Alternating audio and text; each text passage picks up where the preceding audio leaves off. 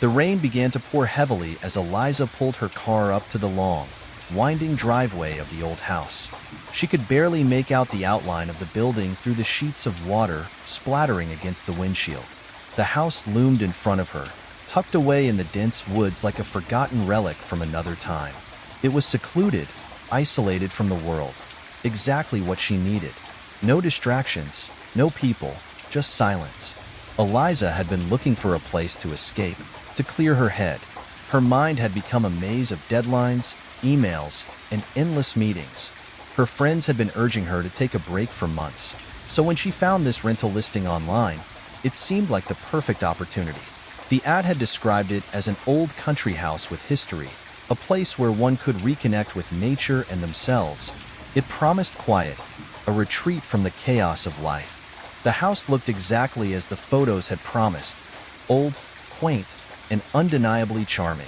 It was 2 stories, made of brick and wood, with ivy creeping up the sides and a sagging roof that suggested it had stood there for a long time. Yet despite its age, there was something about it that intrigued her. The house seemed to hold its own secrets, standing silently in the midst of the storm, as if it had been waiting for someone. Eliza shrugged off the thought. After all, it was just a house, and she was just here to write. She grabbed her bags from the trunk and made her way up the cobbled path to the front door. The rain, now relentless, soaked through her coat almost immediately.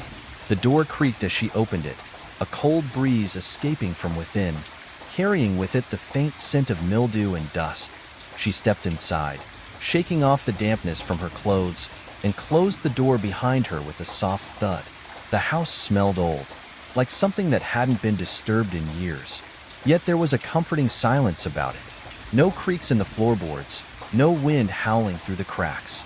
It was as if the house itself had settled into a deep, uninterrupted sleep. Inside, the dim light from a single chandelier illuminated the hallway.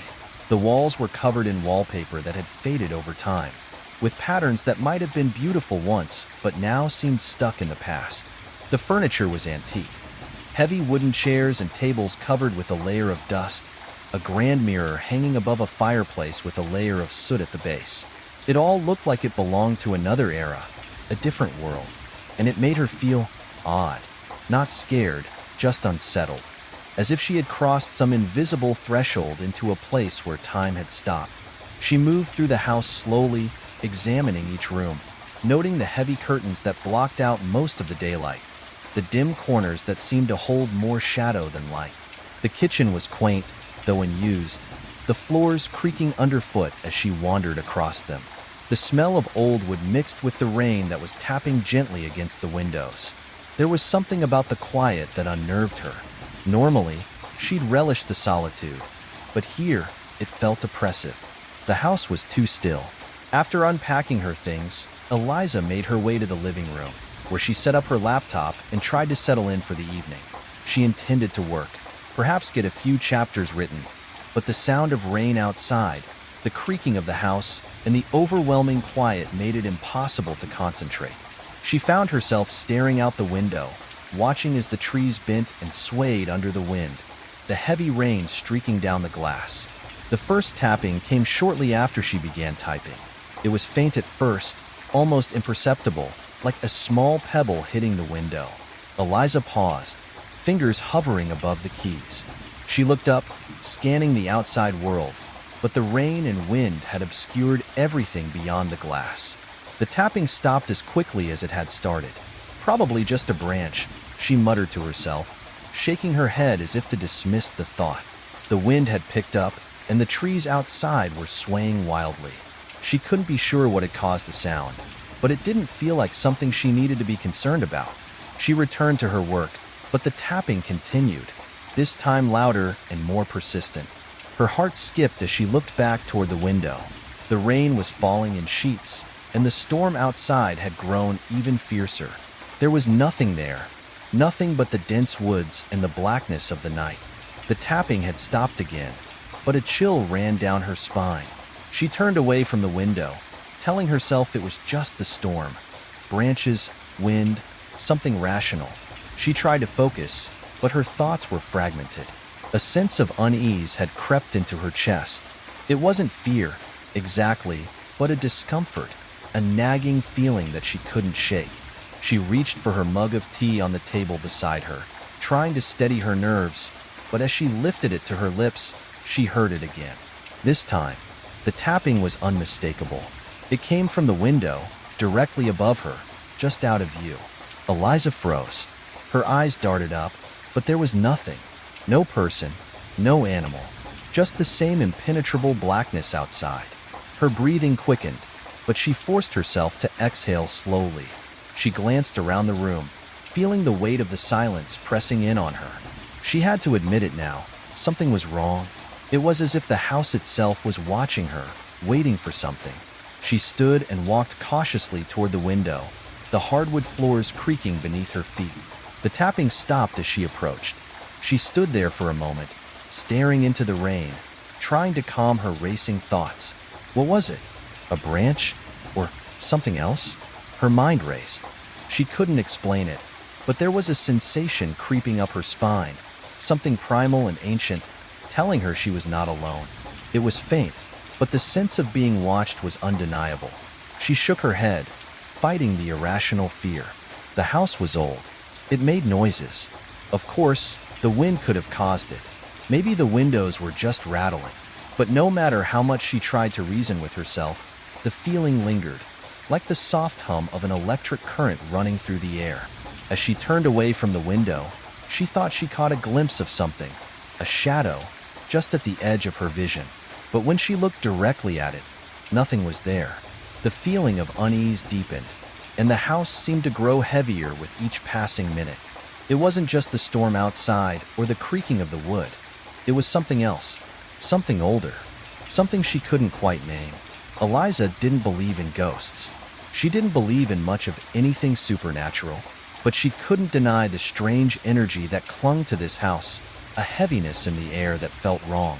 She shook off the sensation and forced herself to sit back down at the table, trying to refocus on her work. But the tapping continued, relentless in its quiet insistence. The house was quiet, too quiet.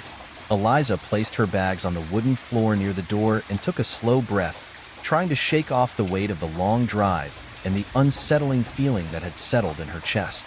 She moved further inside, glancing at the old furniture that filled the rooms. Vintage pieces, some antique, others merely old, but all maintaining an aura of forgotten history. The dim light, flickering from a single bulb overhead, seemed to hold back the corners of the rooms, leaving the house feeling both vast and suffocating at the same time. She set down her things in the living room, her gaze falling on the fireplace. The hearth was cold, the wood unused for years, but it would be a nice touch to start a fire, at least for the ambience. Yet, there was a slight hesitation in her steps as she approached it. There was something odd about the place, something she couldn't quite put her finger on. It wasn't a feeling of danger, at least not yet, but there was a quiet weight to the air, a heaviness that made the house feel almost too still. As she moved around, inspecting the house, she found herself drawn to the stairs leading up to the second floor. The wooden steps creaked under her feet as she ascended, but there was no sound of movement above, only the sound of the rain outside.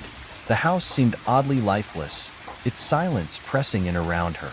She felt as though she were the only person in the world, surrounded by relics from another time. But there was a strange comfort in that, a peace that she didn't question, at least not at first. Upstairs, the hallway stretched out before her, long and narrow.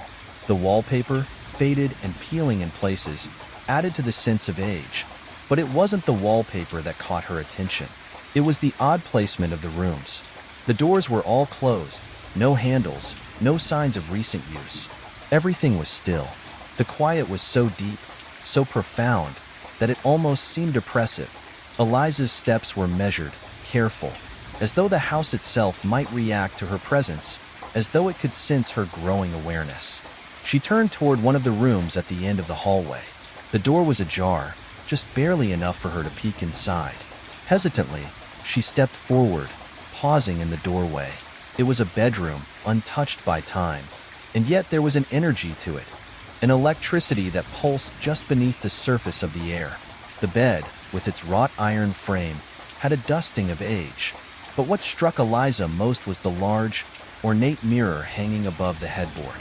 The mirror was old, its silvering starting to fade in spots, but its surface was unsettlingly clean, as though it had been polished recently. For a moment, Eliza thought she saw a faint shadow move within the reflection, just behind her. She turned quickly, but there was nothing. Her heart fluttered in her chest. Perhaps it was the storm, or her tired eyes playing tricks on her. Still, she couldn't shake the feeling that something was off. She left the room, her mind racing. Maybe it was just the isolation getting to her. Maybe it was the endless hours on the road. But as she walked back toward the stairs, the sound came again. The soft, almost imperceptible tap, tap, tap. It was so faint, she wondered if she had imagined it.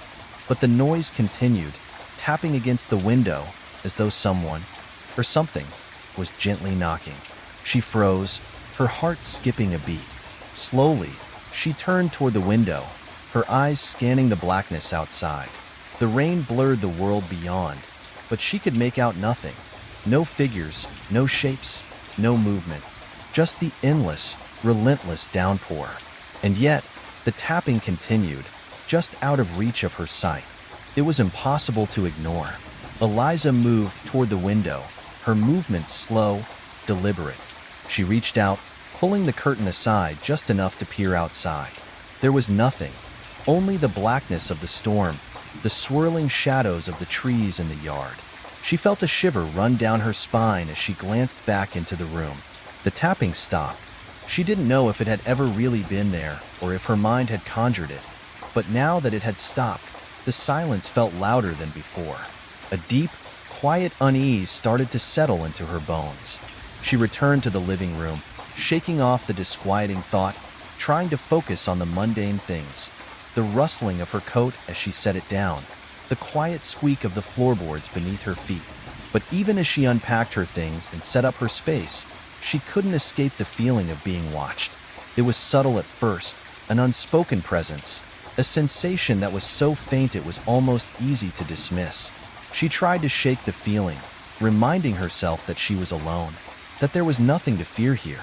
This house was just a house, and the noises, those fleeting whispers of sound, could easily be explained away by the storm or the house settling with age.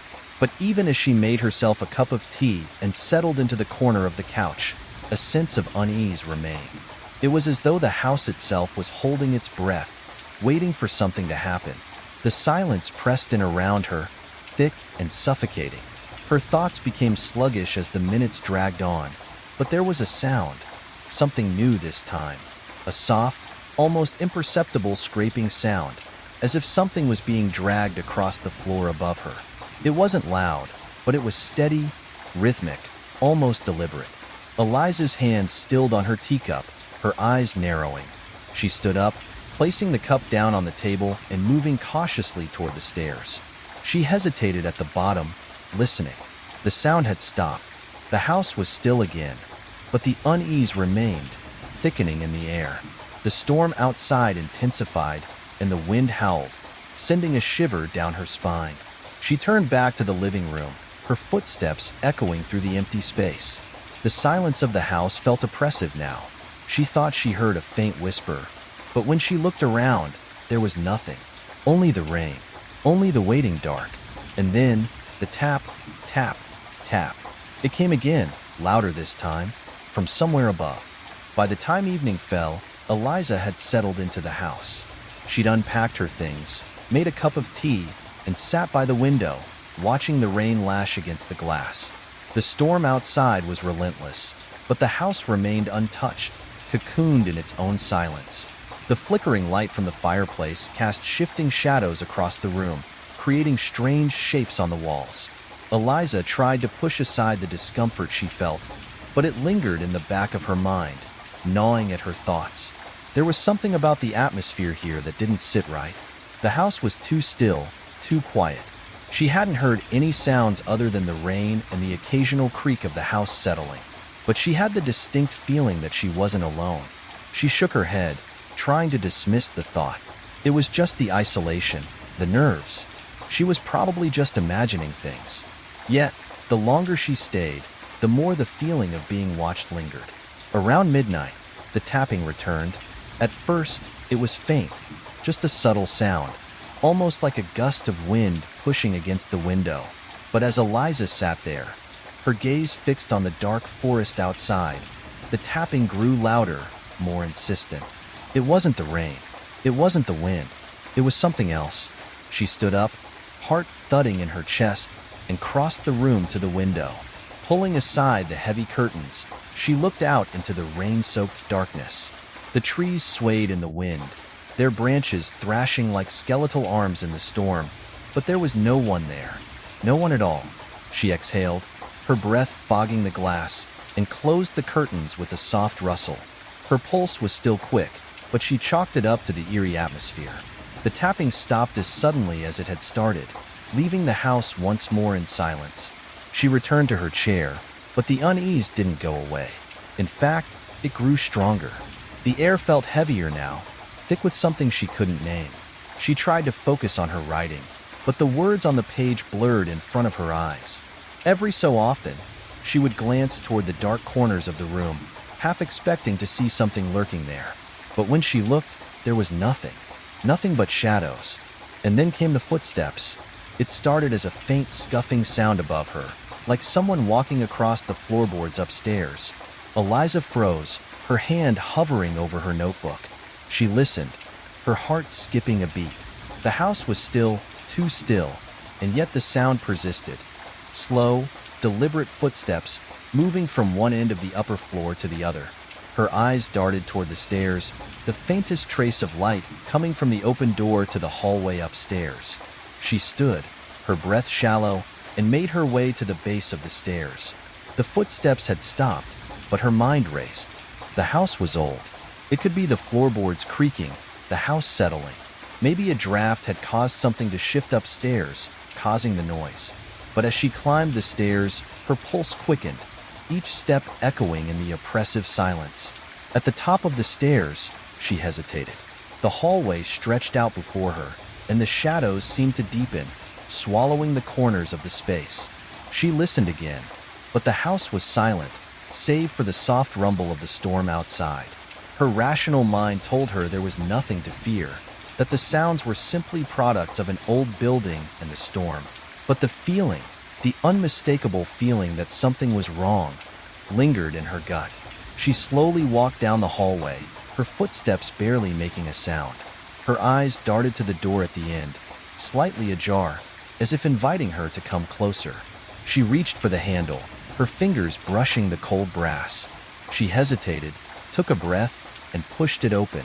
The room beyond was empty, a guest room, with a simple bed and an old dresser. But it felt wrong. The air in the room was thick, stagnant, as though it hadn't been disturbed in years. And yet, there was a faint smell, a musty odor, tinged with something faintly metallic, that made Eliza wrinkle her nose. She stepped inside, feeling a slight chill on her skin. The walls were bare, the furniture sparse. It was a room meant for guests, but there was no warmth here, no welcoming atmosphere, just a cold emptiness. She turned to leave, but as she did, her eyes caught something in the corner of the room, a small object half hidden beneath the bed. She crouched down, curiosity getting the better of her. Her fingers brushed against something cold and smooth. It was a small, old-fashioned mirror, the glass cracked and cloudy, as though it had been abandoned for a long time. Eliza picked it up and stared into the fractured reflection. The shards distorted her image, twisting her face into an unrecognizable shape, and for a moment, she felt a wave of dizziness wash over her. She set the mirror down quickly, shaking her head to clear the fog in her mind. She needed to get out of this room. Something wasn't right, something was off, and she didn't want to be there any longer. But as she turned to leave, she heard it again, the footsteps. This time, they weren't coming from upstairs. They were coming from behind her. Her heart skipped in her chest, and she spun around, eyes wide. The room was empty. There was nothing there. The footsteps stopped. Eliza's breathing was shallow, her chest tight with a mix of fear and confusion. She didn't understand what was happening, why everything felt so wrong. She needed to get out of the house. She needed to leave. But as she stepped toward the door, she caught something in the corner of her eye, a faint movement, a shadow that flickered and then vanished as quickly as it had appeared. Suddenly, the house felt like it was closing in on her. The walls, the floor, the very air seemed to press in, suffocating her. She could hear her heartbeat in her ears, louder than the storm outside. The footsteps returned, slow and deliberate, but this time, they weren't upstairs. They were moving toward her. She bolted toward the stairs, her feet pounding against the floor as the sound of those slow, deliberate footsteps followed her. She didn't look back. She couldn't. The house was awake now, and it was watching her. Eliza couldn't shake the feeling that something was wrong. The house had grown colder as the night deepened, the temperature plummeting with an almost unnatural chill that seemed to seep through the walls. She wrapped herself in a thick blanket and tried to focus on her writing, but the words wouldn't come. Her thoughts kept drifting back to the strange tapping sound and the heavy silence that seemed to press against her. She wasn't used to this kind of isolation, and every little noise now felt magnified, amplified. The house was old, and perhaps there were explanations for the creaks and groans of the floorboards. She had even convinced herself that the tapping on the window earlier had been a trick of the wind. But when the footsteps began again, this time louder and more deliberate, she couldn't ignore them any longer. They came from above. She had been sitting in the living room, the fire now reduced to embers, when the sound reached her ears. A slow, measured step, followed by another and another. They weren't the random noises of an old house settling. These steps were purposeful, rhythmic, as though someone, or something, was walking through the rooms above her. Eliza's breath caught in her throat. She stood, frozen in place, listening. The steps continued, soft at first, then gradually growing more distinct. Her heart pounded. She had checked every room upstairs earlier. There was no one here. She was alone. Or at least, she had been. Was it possible that someone else had come to the house? But she had heard no car, seen no sign of anyone arriving. It was impossible. Slowly, she moved toward the staircase, her feet making no sound on the creaky wooden floor. She didn't want to go upstairs. Her instincts screamed for her to run, but something in her couldn't stop herself. She needed to know what was happening, even if it meant confronting whatever was causing it. The first step creaked beneath her weight, and she winced. The footsteps above her stopped abruptly. She held her breath, straining to hear any hint of movement, but there was nothing, just silence. Eliza waited a moment, and then, as if a signal had been given, the steps resumed. But now, they were different. The sound was no longer coming from the floor above. It was coming from the hall behind her. She spun around, her heart leaping into her throat, but the hallway was empty. No one was there. The steps had stopped again, leaving only the echo of their memory behind. Was she losing her mind? Was she imagining all of this? She took a cautious step backward, her eyes darting around the room as if expecting something to leap out at her. A sound in the corner of the room caught her attention, a faint scraping noise, like nails against wood. It was coming from the direction of the fireplace. Eliza swallowed hard. The fire had burned out hours ago, and the hearth was cold, so cold, but she hadn't heard anything moving there before. Now, the scraping sound grew louder, more distinct, as if something, or someone, was dragging itself slowly across the floor. Her pulse quickened as she stepped closer, drawn by some morbid curiosity. As she reached the hearth, the sound stopped suddenly, and the room fell into an eerie quiet.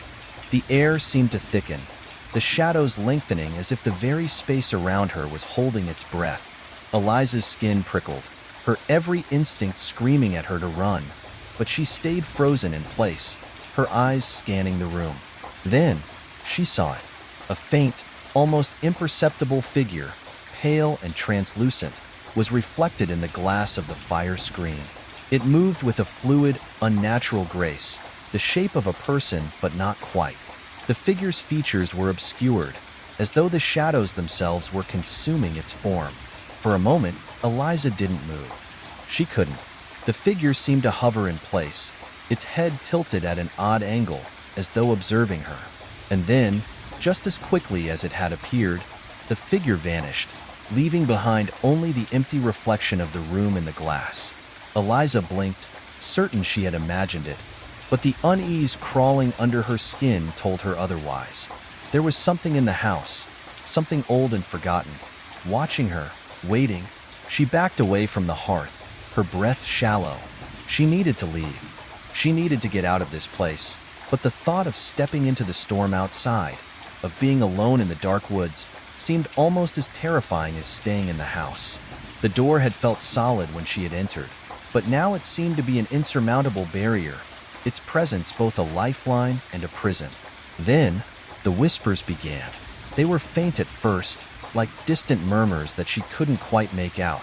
They seemed to come from every direction, rising from the floorboards, from the walls, from the very air around her. The whispers were too soft to hear clearly, but their cadence was unnerving, like the voices of those who had long since passed, trapped in this house, unable to leave. The words were unintelligible, but the tone was unmistakable. They were angry, filled with resentment and sorrow. The more Eliza listened, the more they seemed to draw her in, to pull at her thoughts. She shook her head, trying to block them out, but the voices only grew louder, more insistent. She stumbled back, clutching her chest as if trying to hold her heart in place. The house felt alive, its very foundation vibrating with the sound of the whispers, its walls closing in around her. The windows, once offering a view of the storm outside, now felt like barriers, trapping her in this nightmare. In a panic, Eliza spun toward the door, desperate to escape. She ran toward it, but when she reached for the handle, it wouldn't budge. The door, once so easy to open, was now locked. Her breath came in ragged gasps as she pulled at the door, but it refused to give. She pounded on it with her fists, shouting for help, but the storm outside swallowed her cries. And then, just as suddenly as it had all begun, everything stopped. The whispers, the tapping, the footsteps ceased. The house returned to its unnatural silence, and Eliza, breathless and trembling, sank to the floor. Her mind reeled. What had just happened? Was it real? Had it been some hallucination, a product of her own fear? The door clicked open, and Eliza didn't hesitate. She ran into the rain, the cold air biting at her skin as she made her way down the path to her car. As she drove away, the house receded in the rearview mirror, but the unease remained, like a shadow that followed her through the storm. And in the distance, just beyond the trees, the faintest of tapping sounds echoed in the night, as if the house were calling her back. The rain falls steadily outside, its rhythm soft and constant, like a whispered lullaby from an unseen source. The world outside is blurred through the glass, each droplet merging with the next, creating streams of water that race down the window pane. The silence inside is broken only by the occasional groan of the cabin settling, a small comfort, though one that is never quite as reassuring as it should be. The room is dimly lit by the faint glow of a lamp sitting on an old oak table, casting shadows that seem to stretch and sway in the corner of your eye. Alex sits in the worn armchair, their back slightly hunched, a mug of something hot clasped between their hands. The warm steam rises in delicate spirals, filling the air with a faint, comforting scent. It's exactly what Alex needed. A break from everything. A chance to clear the mind, to find peace. It's been a long week, maybe longer. Alex isn't quite sure. The lines between days have blurred. Work had consumed them entirely, the endless emails and meetings piling up, every moment filled with noise, with the pressure of expectations that never seemed to stop. And so, the cabin had seemed like the perfect escape, a refuge. Alone, in the stillness, Alex could forget about all of it, even if only for a little while. The soft light flickers in the corner of the room, barely noticeable at first, but enough to catch Alex's attention. They glance up, instinctively squinting at the shadowy corners, half expecting something. The flickering stops as soon as it started, and the stillness returns. Alex exhales slowly, trying to shake the unease that creeps up their spine. It's just the cabin. It's old, it creaks. There's nothing to be afraid of. They turn their gaze back to the window. The rain continues to pour, each drop joining the others in a steady stream that blurs the outside world. The trees sway, their branches bending in the wind, an occasional gust sending a rattle through the frame of the window. Alex reaches for the mug, bringing it to their lips, the warmth against their skin almost soothing. It's not much, just a small cabin. No electricity, save for a few dim lights. No phone signal, nothing but the woods, the rain, and their thoughts. Yet, somehow, the isolation feels different than they imagined. The solitude feels heavy. The wind howls outside, a piercing sound that seems to rise from deep within the forest. It rattles the window again, the glass trembling with the force of it. But still, there's nothing else. No animals, no distant voices, nothing but the rain and the wind. Alex glances around the room once more. The fire had gone out hours ago, and now the chill from the outside is beginning to creep in. The shadows seem deeper than before, stretching across the walls like dark fingers. It's the kind of darkness that feels almost alive, as though it could move at any moment. But it doesn't. A soft thud from somewhere above. Alex freezes, mug halfway to their mouth. Their eyes dart toward the ceiling, instinctively searching for the source of the sound. Another thud, a little louder this time, followed by a faint scratching sound, like something dragging across wood. Alex's heart skips a beat, their hand tightening around the mug, though they don't realize it until it slips slightly in their grip. The sound stops, and the silence returns, thick and suffocating. Alex takes a slow breath, trying to calm the sudden spike of tension in their chest. It's just the house settling, they tell themselves. Nothing more. Another gust of wind rattles the window, and Alex flinches, the sensation of being watched growing in the pit of their stomach. It's silly, they know that. There's no one out there. The cabin's remote. The nearest neighbor is miles away. But still, the feeling persists, gnawing at them. They try to ignore it, trying to focus on the steady patter of rain outside, the sound that should be calming, that should drown out everything else. But the scratching noise returns, this time louder, more distinct. It's closer. It's almost as if something is moving in the attic. Alex's grip tightens again, and they rise from the chair, their feet moving on their own accord. They move toward the door, pausing for a moment before opening it. The cold air hits them immediately, a sharp contrast to the warmth of the cabin. The hallway outside is dark, only a faint sliver of light spilling from the room. The floorboards creak underfoot as Alex moves down the narrow corridor toward the stairs. The scratching sound stops abruptly, but the silence feels more oppressive now, thicker. Every step feels heavy, like the floor beneath them is pressing back with each movement. Alex reaches the bottom of the stairs, standing still for a moment as the wind howls outside, a sound that now feels like an omen. They glance up toward the attic door. The door is old, its paint chipped and faded, the handle cold under their fingers. But it's just a door, and whatever's causing the noise is probably nothing. The wind, the old house. Nothing to be concerned about, but something lingers in the air, something that is just off. Alex reaches for the handle, turning it slowly. The door creaks open, revealing the dim space beyond. The attic is filled with shadows, a labyrinth of old furniture, forgotten things hidden beneath dusty sheets. The air smells of mildew, of things long abandoned, but nothing seems out of place. The scratching noise is gone. The room is silent, save for the hum of the wind outside. Still, Alex feels the hairs on the back of their neck rise. They step inside cautiously, the floorboards creaking beneath their weight. A faint, musty smell fills the air, but there's something else now. A faint, almost imperceptible odor. Alex turns slowly, scanning the room. There's nothing unusual, nothing that stands out. The attic is exactly as it should be, dark, dusty, forgotten. Yet, the tension that had been building, that had started with the flicker of the light and the strange sound, is now almost suffocating. They take a deep breath, trying to push the feeling down, to convince themselves that everything is fine. There's no reason to be afraid. But even as they tell themselves that, the silence grows louder. The walls seem to press in closer, and in the stillness, Alex hears something. It's soft, faint, but unmistakable, a whisper. It's just the wind. It has to be. But as the whisper rises again, it's clear. It's not the wind at all. The sound of rain outside grows heavier, the gentle taps now accompanied by a low rumble of distant thunder, almost like an invitation to something darker. The warmth from the mug seems to fade as the evening deepens, the air turning colder, though Alex doesn't move to adjust the thermostat. They just sit there, staring at the window, watching as the rain smears the glass. It's quiet, too quiet. The flickering light persists, now almost rhythmic, as if in sync with the growing storm. It's the only thing that seems out of place in this otherwise still and peaceful space.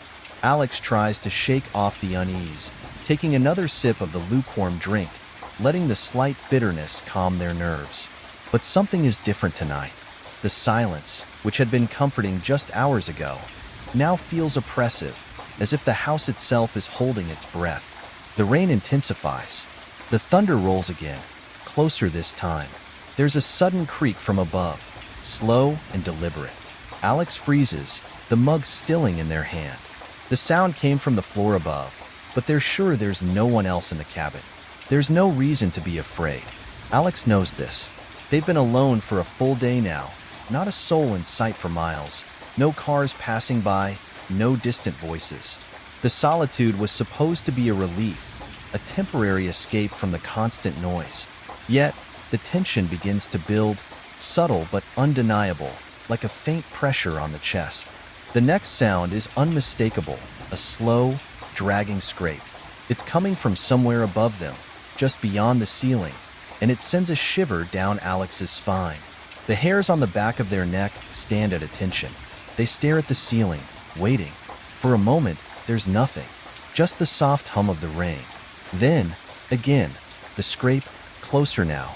It's unmistakable, as if something is being dragged across the floor above.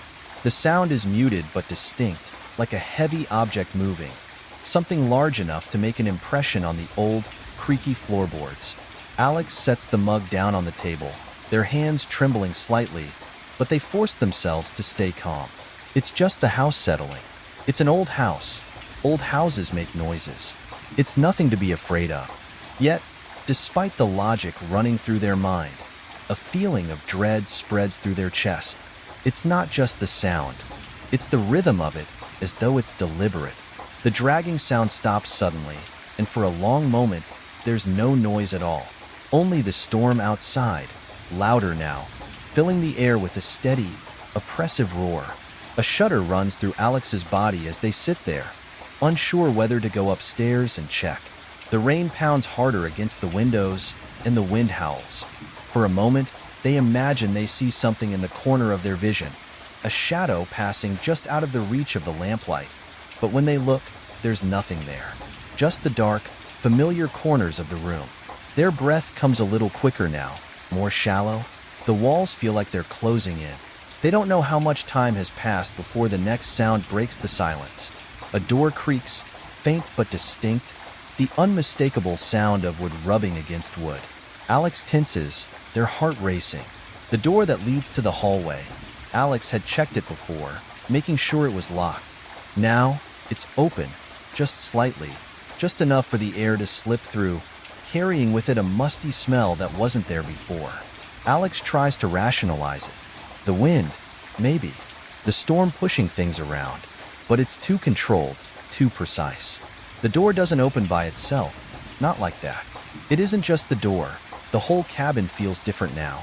The house feels alive in some way it never had before. Its wooden bones creaking under the strain of some unseen force. Then the light flickers again, this time going out completely. The sudden darkness is so absolute. It feels like the room has been swallowed whole. For a moment, Alex is paralyzed, unable to move, caught between wanting to escape and the terror of what might be out there in the dark. The rain, now torrential, rattles against the windows, the wind howling so loudly it seems as if the cabin might be torn from its foundations. Alex forces themselves to stand, their legs stiff as if they've been sitting too long. The air is colder now, and the familiar hum of the world outside has been drowned out by the storm, leaving only the deafening silence in the cabin. With tentative steps, they move toward the window, the dark shapes of the trees outside looming like shadows. They press their hands to the glass, feeling the chill on their fingertips, trying to peer through the blurred pane to see if anything is out there. Nothing. But then, out of the corner of their eye, a movement. A figure, swift and fluid, darting past the cabin window. It's not clear, not fully distinct, but it's there. A silhouette in the storm, a shadow that doesn't belong. Alex jerks back from the window, heart pounding, and their breath catches in their throat. Their body freezes, the adrenaline surging through them, and for a moment, they can't think, can't breathe. They strain their eyes to look, but the shadow is gone. The storm rages on, relentless, but that feeling of something being there lingers in the air, thick and oppressive. There's no way to explain what Alex saw, no way to make sense of it. It doesn't fit, doesn't make sense in the world they've built. There's no one else here. No one can be. The cabin is isolated, yet the unease only deepens, gnawing at the edges of Alex's mind. A creeping feeling that something is watching, waiting. The wind shrieks again, and with it, the unmistakable sound of a door opening slowly, this time from upstairs. The air is so still now, it's as if time has paused altogether, holding its breath. And then, another sound, footsteps, soft but deliberate, moving slowly across the floor above. Each step echoes in the quiet, the creak of wood underfoot, each sound sending a jolt of fear into Alex's chest. The footsteps stop only for a second, and then start again, closer now, as if something is making its way down toward them. Alex doesn't move, doesn't dare to. They're trapped in the room, the walls seemingly closing in, the heavy air pressing down on their chest. They want to call out, to speak, but their throat tightens with every breath, and their voice remains silent, locked in place. The footsteps stop just outside the door. The room is so still, so silent, that even the rain outside seems muted, as if the storm itself is holding its breath, waiting for the next move. The door creaks ever so slightly, as if something is gently, cautiously, leaning against it, the pressure building just enough to keep it from closing fully. It's only then that Alex finally moves, their body jerking into motion as they scramble toward the door, pushing it closed as hard as they can. But the door feels heavier now, as if something on the other side is resisting. The sound of a soft laugh, low and almost imperceptible, drifts from behind the door, so faint that it might have been imagined. But it wasn't imagined. The house has never been so quiet before. The rain outside continues its relentless assault, but inside the cabin, something has shifted. Something is watching. The scrape comes again, louder this time, a slow, methodical sound, as if something, or someone, were dragging across the floor above them. Alex's grip tightens around the mug, the warmth now feeling like an anchor to reality, though it does little to ease the tightening knot of dread in their chest. The air seems heavier, the oppressive silence broken only by the rain, the occasional roll of thunder, and that scraping, dragging sound. It's not the wind, not the house settling. This is different. This is deliberate. Alex sets the mug down, almost too carefully, afraid to make a sound themselves. They strain to listen, heart pounding in their chest, as if it might somehow drown out the noise. The wind howls outside, pressing against the windows with a force that feels unnatural, and yet it's the noise from above that pulls all their attention. Another scrape. This time, it sounds closer, much closer. The air in the room has grown colder still, the temperature dropping rapidly, though no source of the cold can be seen. The lamp flickers again, the soft light sputtering as if the house itself were trying to resist the dark. Alex stands up, unease crawling up their spine like an insect, and takes a tentative step toward the door that leads to the rest of the cabin. Each step feels like it echoes too loudly in the stillness, the sound of their own breath too sharp in their ears. They glance back at the window, half expecting to see something watching them through the rain-streaked glass, but the dark shapes of the trees are nothing more than shadows, swaying in the wind. Still, the uneasy feeling persists. It gnaws at them, a constant reminder that something is wrong here. In this place that should have been a retreat, a refuge. With a hesitant breath, Alex turns the handle and steps into the hallway. The noise from above, scraping, dragging, grows more pronounced, as though something is moving across the floor directly above them. Its pace steady, methodical, unhurried. Alex's pulse quickens, and their feet move almost of their own accord. They're no longer thinking, no longer rationalizing.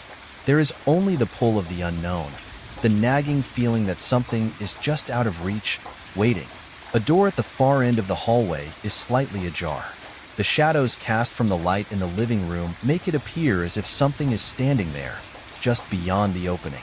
Alex feels their breath catch in their throat, their eyes darting to the door, then to the stairs that lead to the floor above. The scraping continues, now louder than ever. Each drag across the surface above like the clawing of something desperate. The wind howls again, shaking the windows, but there's a new sound now. A low whisper, soft at first, like the flutter of paper in the wind. The words are indistinct, almost unintelligible, but they are there, just beyond the range of hearing, like a conversation taking place on the edge of comprehension. Alex stands frozen in place, torn between the desire to run and the need to understand what is happening, to know where this feeling is coming from. The whisper grows louder, almost as if it's coming from the walls themselves, or perhaps from the space just beyond the ceiling, but it's unmistakably close. Closer than it should be. The words seem to swirl around, becoming more distinct with each passing moment. Leave, the voice says, or perhaps it's stay. Alex can't be sure, but the tone is clear. A warning, a command, something desperate. The word lingers in the air like a ghost, refusing to fade, pressing in on them. The tension is unbearable. Every muscle in Alex's body is coiled tight, waiting for something, anything, to happen. The air is thick with the weight of it, as if the room itself is holding its breath. The whisper becomes more insistent, almost pleading, and the scraping from above continues without pause, relentless, dragging the tension tighter. The floorboards creak beneath them as Alex steps forward, drawn toward the stairs, toward the source of the noise. Something stirs in the shadows at the top of the stairs, just out of view.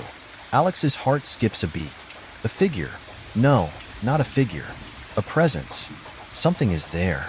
They can feel it, even if they can't see it clearly. The air around them seems to crackle with energy, the atmosphere charged with an unseen force.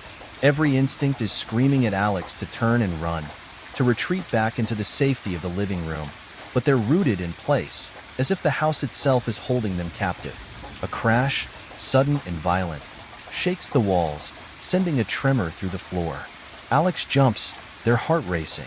The whisper stops, and for a moment, everything is silent again, too silent. The rain outside seems distant now, muffled by the thick tension in the room. The air smells different, stale, as though something has shifted, something ancient and forgotten. Alex steps backward, every part of them screaming to get out, but their feet betray them. The stairs loom before them, and above them, the scraping has stopped.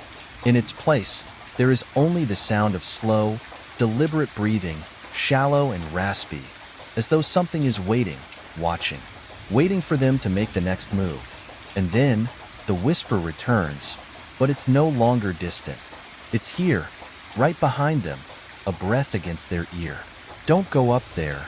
The voice is barely audible, a soft rasp that chills the blood.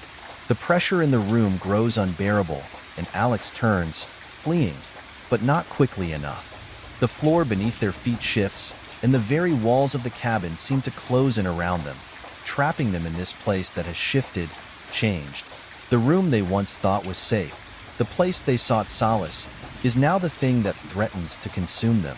The whispers grow louder, more frantic, until the air itself vibrates with their force. The scraping begins again, but now it sounds like something, or someone, moving down the stairs.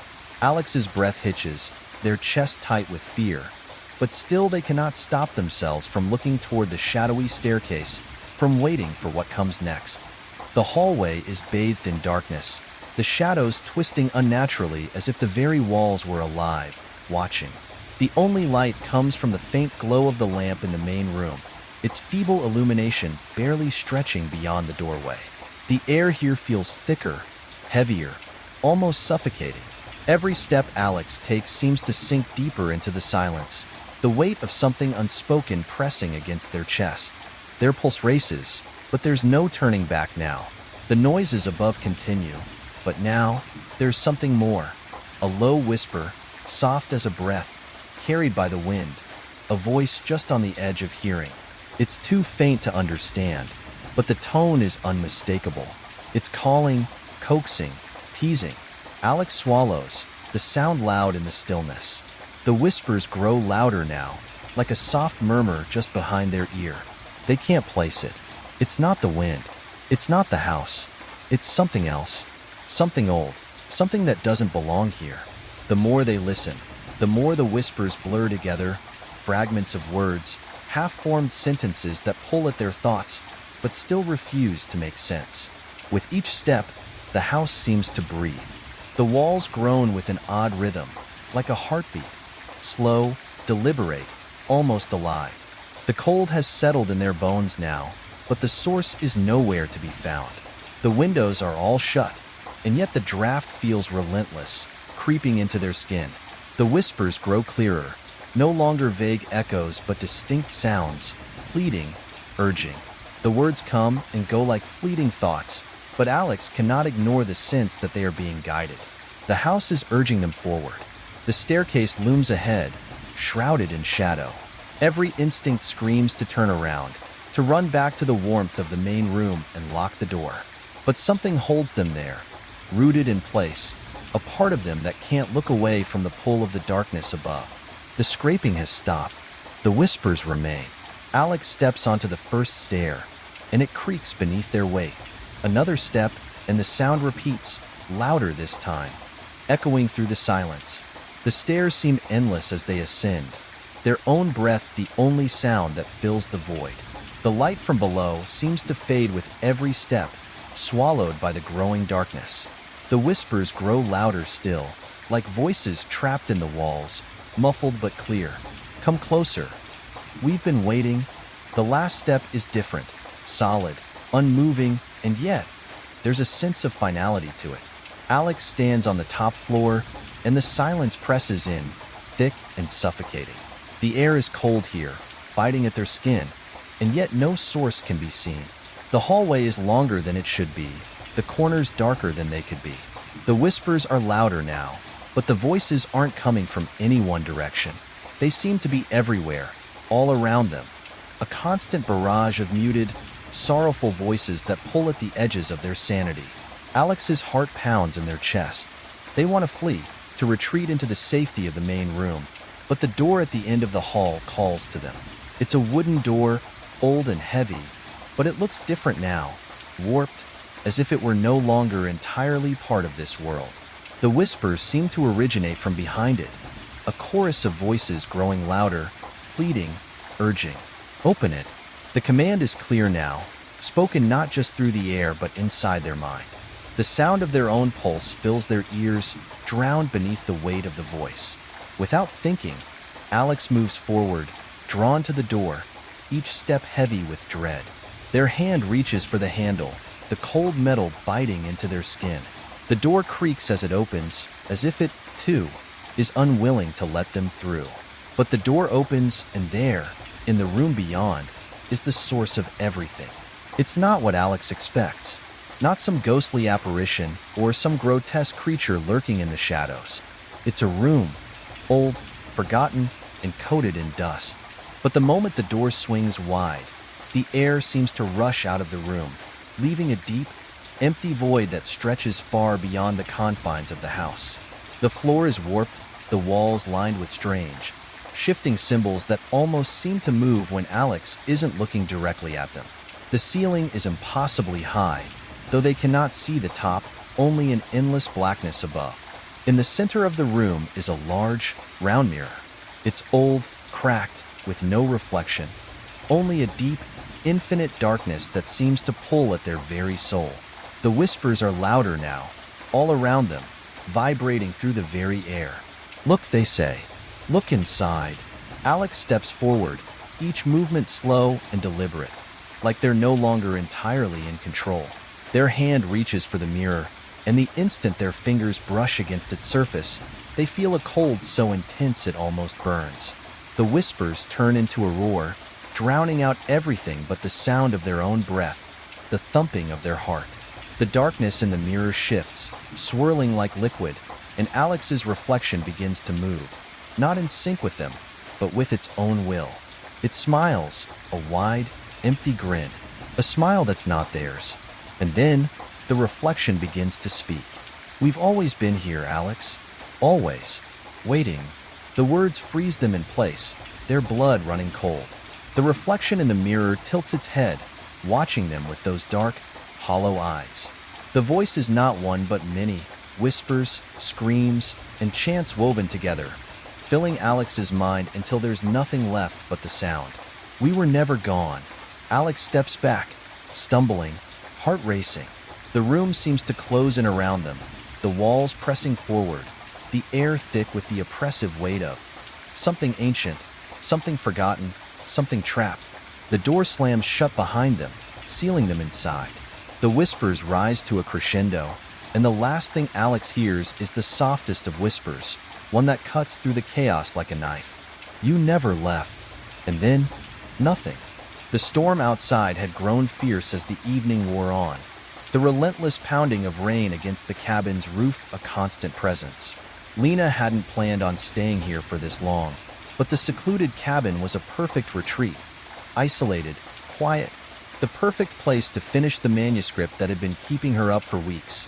Her fingers danced over the keyboard, and the glow of her laptop screen lit up the darkened room in front of her.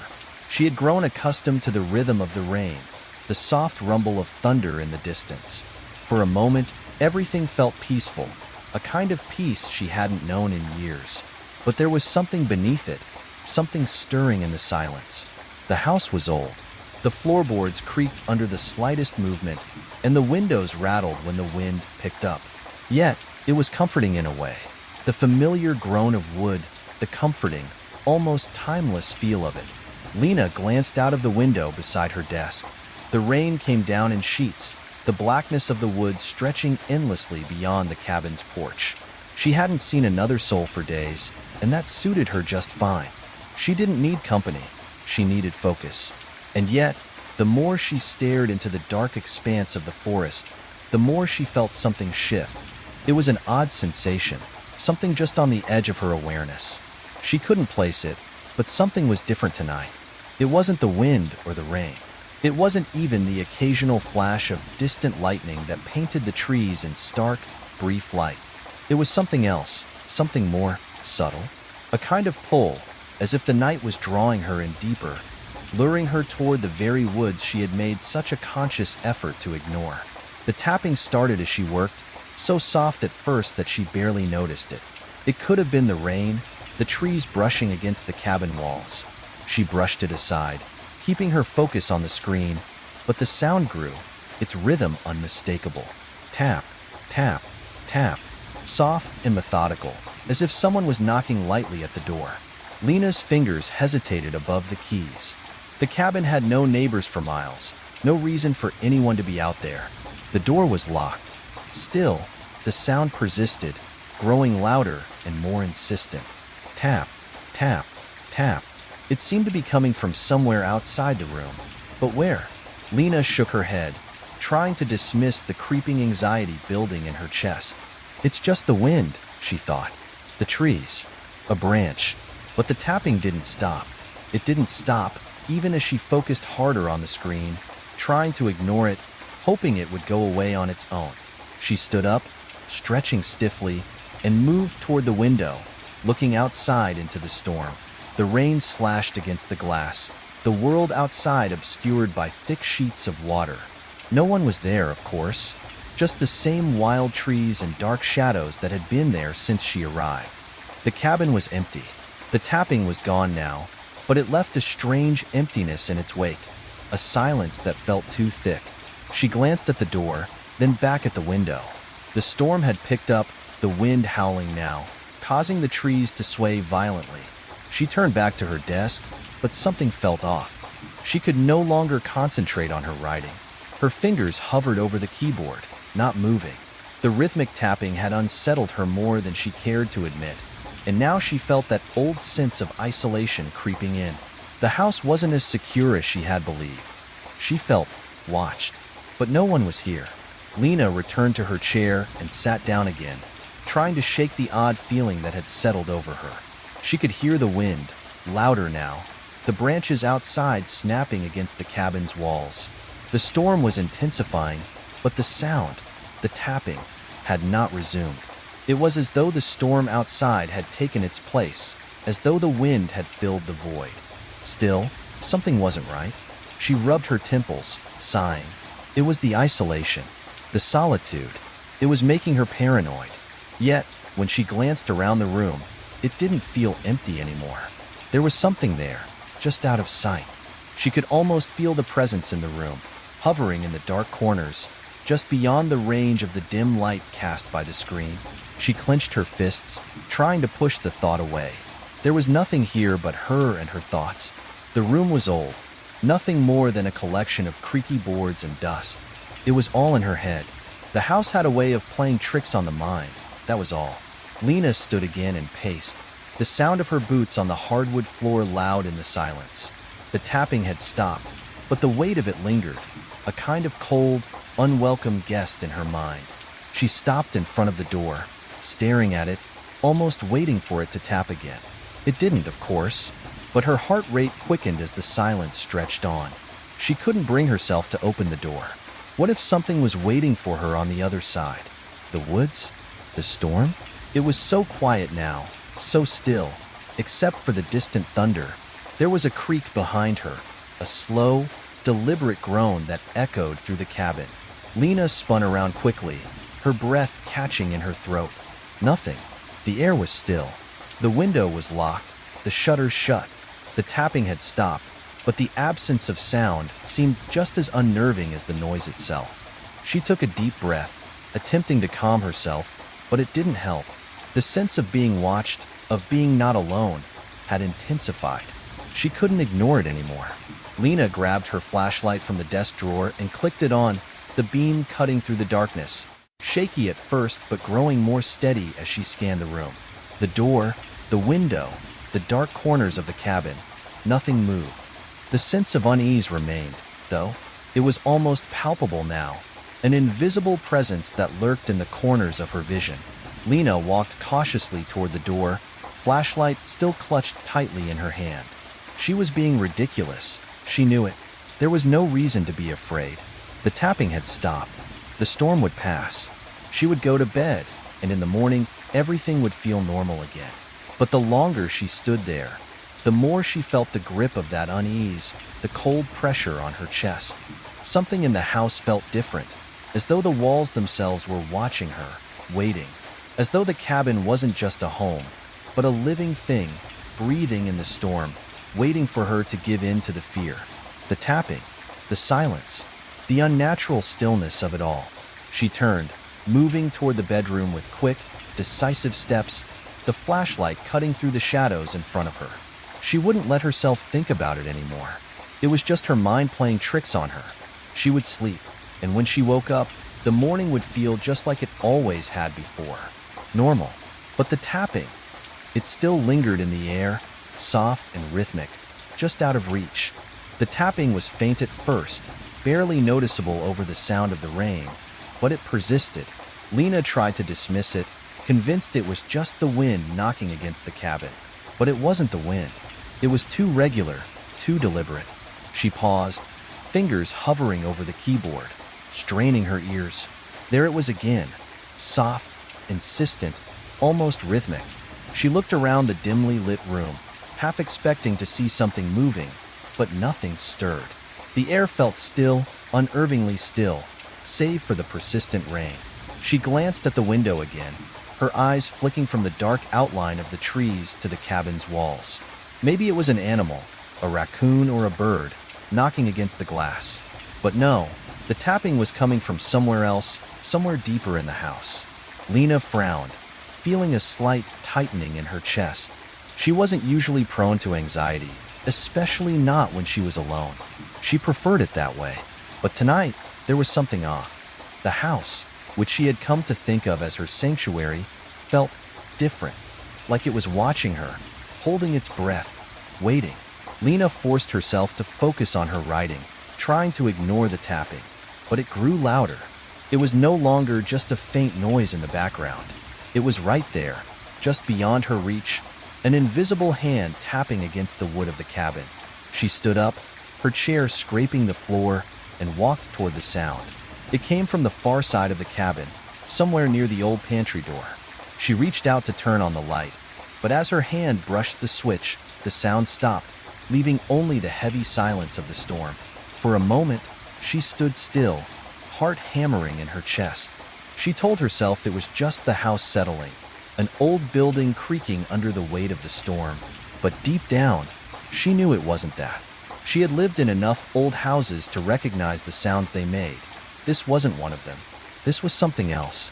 Shaking her head, Lena turned back to the desk, trying to brush it off. It was just the isolation, the monotony. Maybe it was the weather. She'd spent too much time cooped up in this place, her mind playing tricks on her. She sat back down and resumed her work, but the tapping returned, louder now, more insistent. Her fingers froze on the keyboard, eyes darting toward the pantry door. There was nothing there, just the dim glow of the desk lamp. But still, she couldn't shake the feeling that something was there, waiting just beyond the edge of her vision.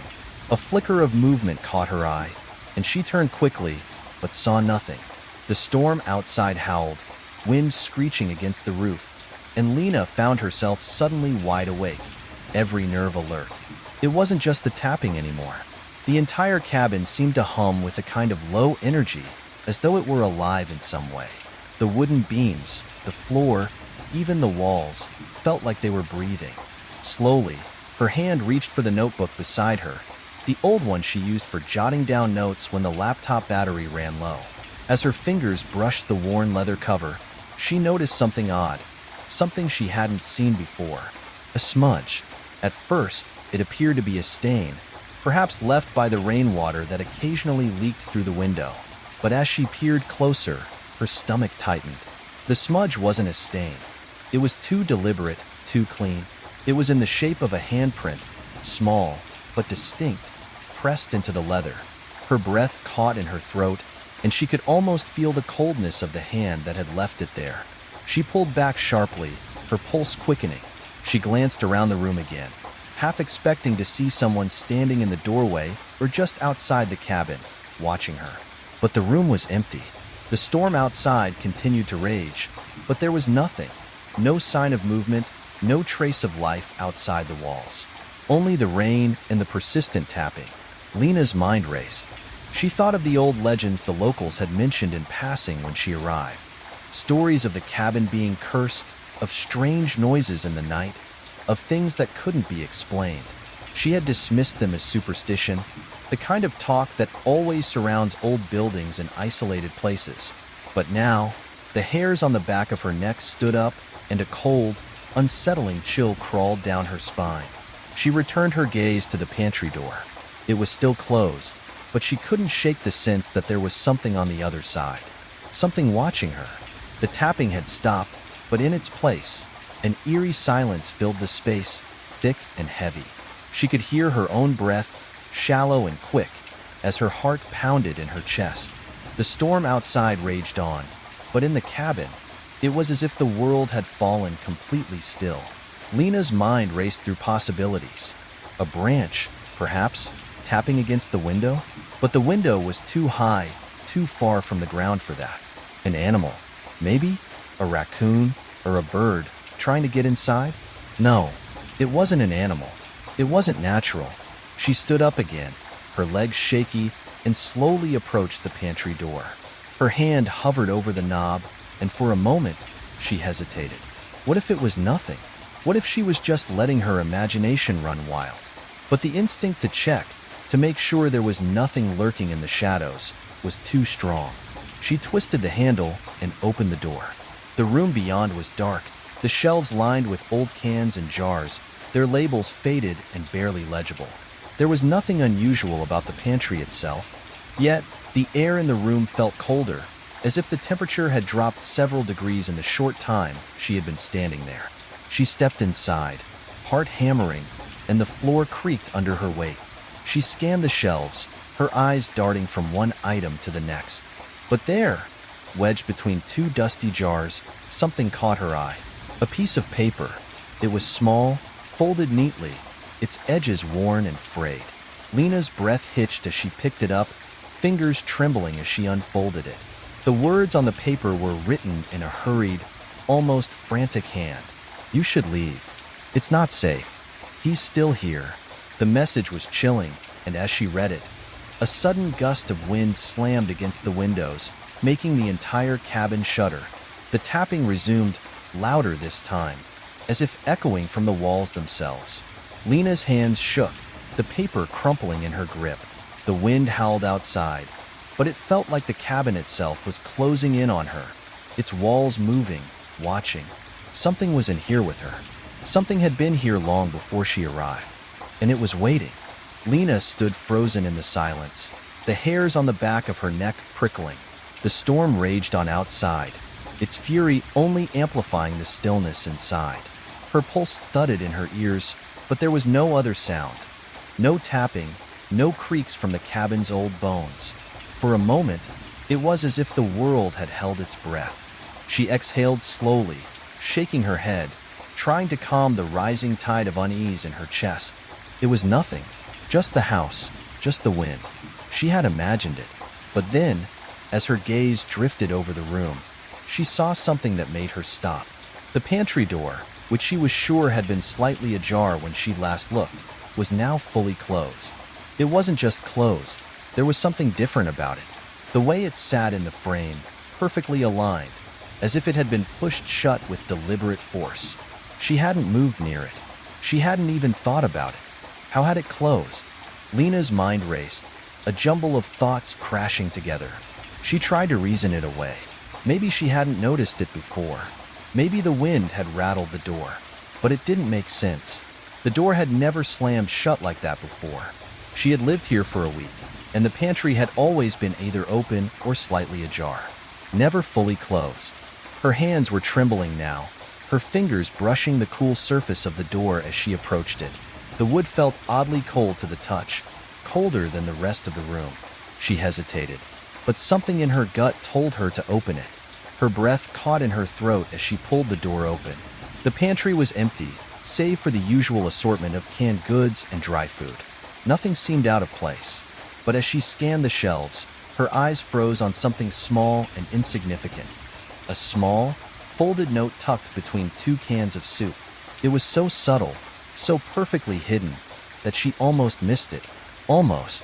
Her heart skipped a beat as she picked it up with shaky fingers. The paper was old, yellowed, brittle at the edges.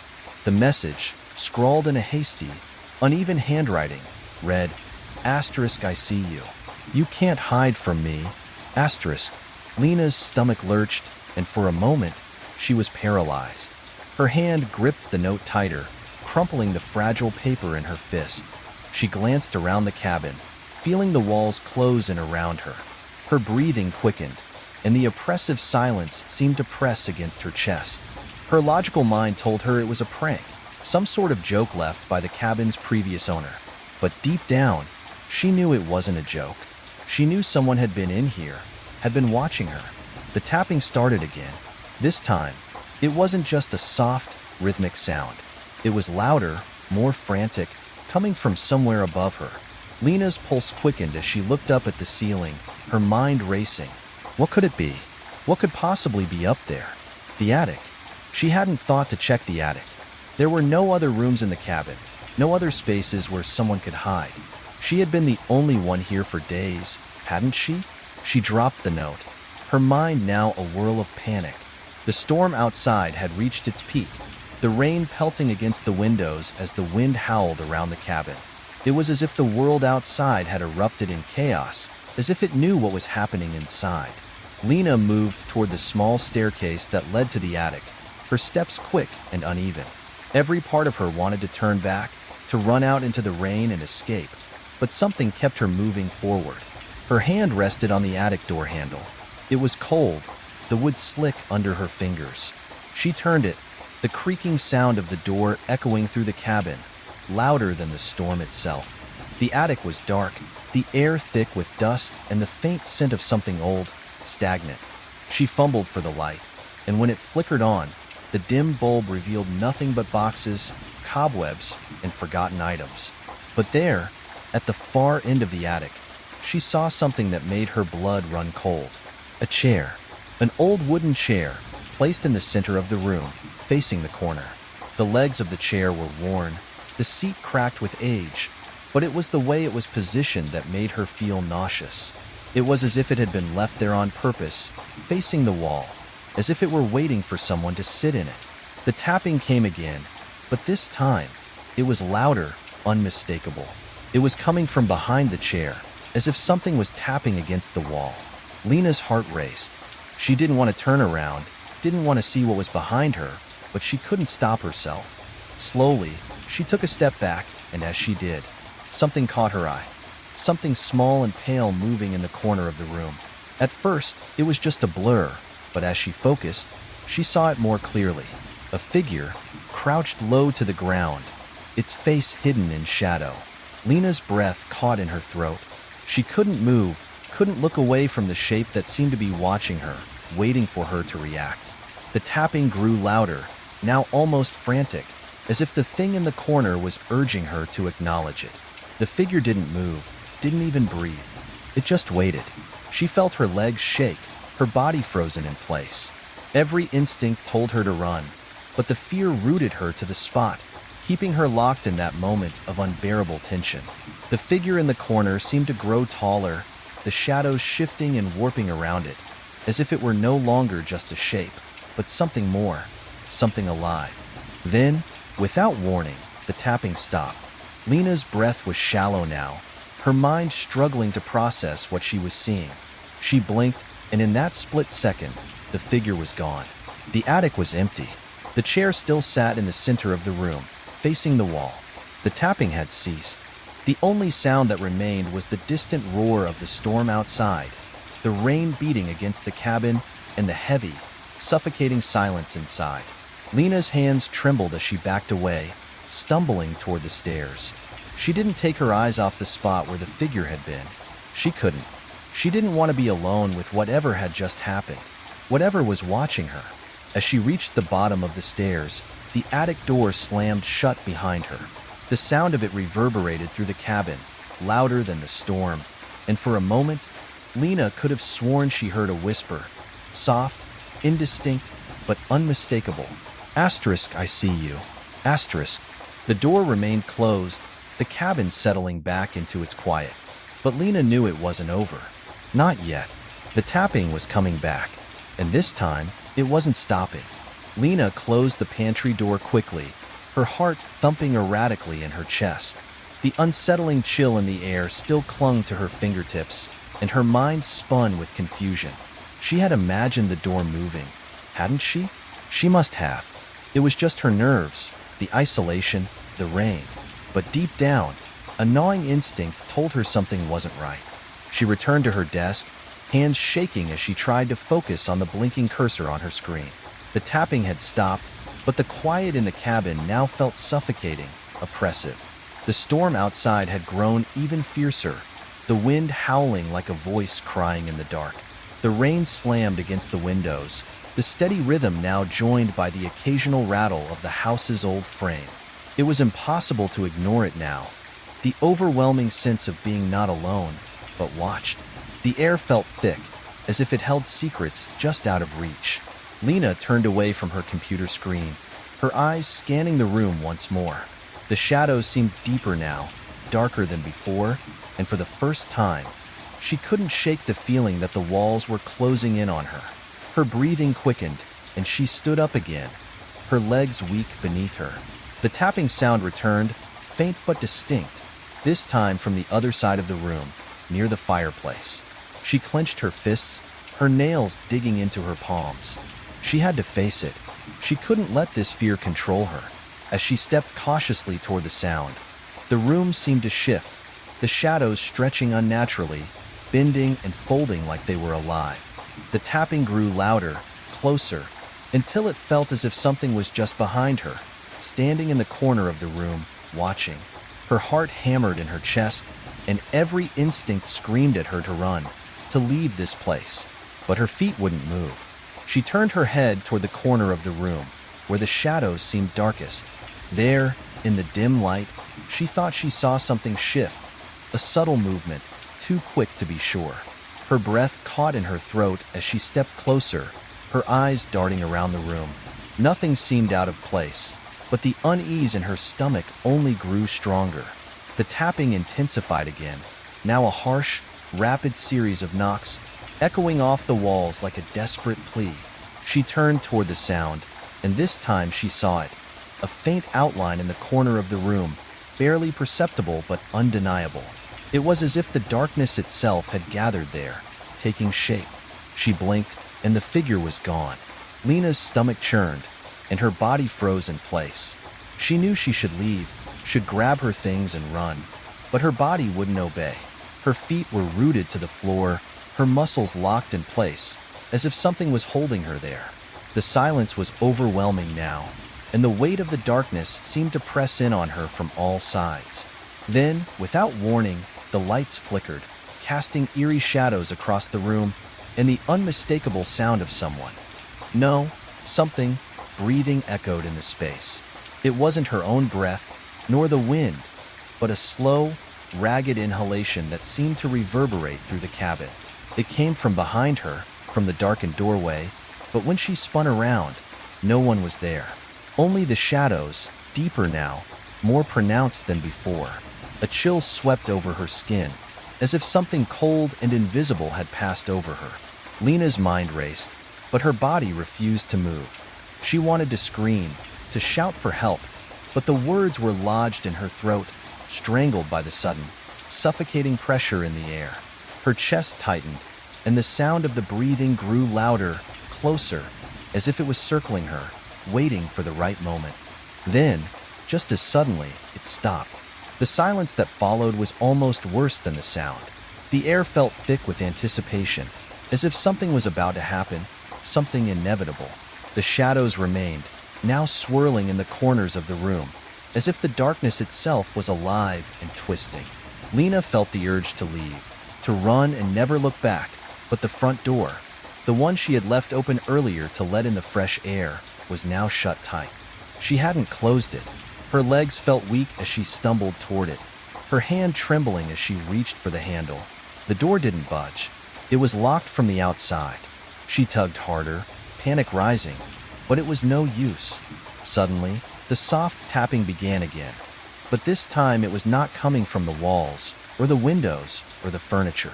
It was coming from behind her, a faint, almost imperceptible sound that made her freeze in place. She turned slowly, dread settling in her stomach like a cold stone. She wasn't alone. Not anymore. There, in the center of the room, was a figure, barely visible in the dim light. A shape, tall and indistinct, but with an unmistakable presence. The air grew even colder, the temperature dropping so quickly that her breath formed a cloud before her. Lena opened her mouth to speak, to ask what it was, but no words came. The figure didn't move, didn't speak. It simply stood there, its shadow stretching unnaturally, twisting like it was alive. Lena's mind reeled. Was this a dream? A hallucination? She tried to scream, to move, but her body was frozen. The figure took a slow step toward her, its form growing clearer with each passing second, but it wasn't human. It couldn't be. Its outline seemed to waver, like smoke in the air, flickering in and out of focus. She could feel its gaze on her, though its eyes were hidden, obscured by the darkness around it. And then, in an instant, the figure was gone. The air returned to normal, the temperature warming, and the tapping ceased. But Lena knew. She knew it wasn't over. She wasn't safe. Not yet. The rain still pounded against the windows. The wind still howled through the trees. But now it felt different. The storm outside no longer seemed like nature's fury, but something else, something malevolent, as if the weather itself had become a part of the darkness in the cabin. She knew she had to leave, but as she turned toward the door, the last whisper of breath filled her ears, soft, deliberate, just behind her. Asterisk, you're not alone. Asterisk, the whisper echoed through her mind, and before she could react, the world around her went black. Elena had been driving for hours, the trees outside blurring past as she navigated the winding roads that led to the cabin. The farther she went, the more isolated the landscape became. There were no other cars, no houses, just the winding path surrounded by dense forest. The rain had started to fall steadily when she made the final turn, and soon the road narrowed to a thin trail that seemed barely wide enough for her car. Her tires crunched through the wet gravel as the wipers fought to keep the windshield clear. She felt a slight pang of uncertainty, but it quickly passed as the familiarity of the cabin's location came to mind. She had chosen this place specifically for its remoteness. The city had become unbearable, noisy, crowded, a constant barrage of demands. She needed this escape, a weekend to breathe, to relax. The kind of relaxation that only came from isolation, far away from the pressures of work, the constant hum of technology, and the weight of her own thoughts. The cabin was old, nestled in a clearing at the edge of the forest, and it was just the right place to recharge. No Wi-Fi, no distractions, only the sound of nature. As Elena arrived, the sense of tranquility enveloped her. The cabin stood there, nestled under thick trees, smoke curling from the chimney as though it had been waiting for her arrival. The sight was almost too picturesque, too serene. She paused for a moment, taking in the view before she stepped out of the car. The cool evening air hit her face, refreshing and crisp, and the smell of wet earth filled her senses.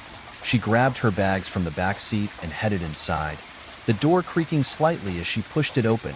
Inside, the cabin was exactly how she remembered it from the online listing. Small, quaint, and inviting. The wooden floors creaked beneath her feet, the ceiling beams exposed above her head, and the fireplace sat at the far end of the room, ready to be lit. She couldn't help but smile. This was going to be perfect. She put down her things and began her evening ritual. Setting up the fire, preparing a cup of tea, and opening the windows just a little to let in the smell of the rain and the forest. There was something about the sound of the rain falling steadily against the roof, the rhythmic tapping that created a soothing backdrop to the fire's crackling. Elena pulled the blanket from the back of the couch and wrapped it around herself, sinking into the cushions with a deep sigh. This was exactly what she needed. Peace, calm, the silence of the woods. As she sipped her tea, she noticed how still everything seemed. The forest outside the window was alive with sound. The occasional rustle of leaves, the soft calls of distant animals. But it was still somehow silent, as though the world was holding its breath. Elena gazed out the window, letting the darkness of the evening and the distant shadows of trees lull her into a sense of comfort. The rain was soft now, steady, like a constant heartbeat in the background. A glance at her phone revealed no service, confirming what she already knew. No connection to the outside world. She was cut off, completely isolated in this cabin, surrounded by nothing but the forest and the rain. It was both a relief and a strange discomfort. She had purposely chosen this place for the lack of distractions, but now, in the quiet, she felt unsettled. The stillness was almost too much, a vacuum of sound that pressed in on her. She placed her phone back down on the table. It didn't matter, she told herself. She was here to escape. She would read, she would rest, and maybe, if she was lucky, she would finally sleep without the weight of the city on her shoulders. As the evening passed, the rain continued to fall outside, the wind beginning to pick up, making the trees sway gently in the distance. The fire burned low, casting long shadows on the wooden walls. Elena found herself wandering from room to room, taking in the quaintness of the cabin, appreciating the simplicity. It was an old building, nothing fancy, but it felt safe, secure. There were no signs of damage, no creaks or groans that indicated something amiss. In one corner, there was an old rocking chair, facing the window. Elena hadn't noticed it earlier, but it now stood in the shadowed room, silent but strangely inviting. She walked over to it, running her hand along the worn fabric of the seat. It was an odd thing, this chair, placed so carefully in that corner. She sat in it for a moment, rocking gently, trying to immerse herself in the peacefulness, but there was something about it, the way it creaked softly, as though someone had been sitting there before her. She stood up quickly, shaking off the strange thought. It was just an old chair, probably creaky from years of use. There was nothing to be concerned about. The wind outside howled louder, pushing the rain harder against the cabin, and Elena moved to the window again. The trees outside swayed more violently now, and a strange shadow seemed to move within the foliage. A fleeting glimpse of something that didn't quite belong. She stared for a moment, then shook her head. It was nothing, just the wind, the movement of the branches. But as she turned to leave, she thought she heard something else. Something soft, almost imperceptible. A faint rustling sound, like a whisper, just on the edge of hearing. Her heart skipped a beat, and she froze, straining to listen.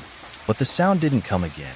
Elena tried to convince herself it was just the wind, the trees, the rain. Nothing to be afraid of. She made her way back to the fire, shaking off the unease. Everything was fine. It was just her mind playing tricks.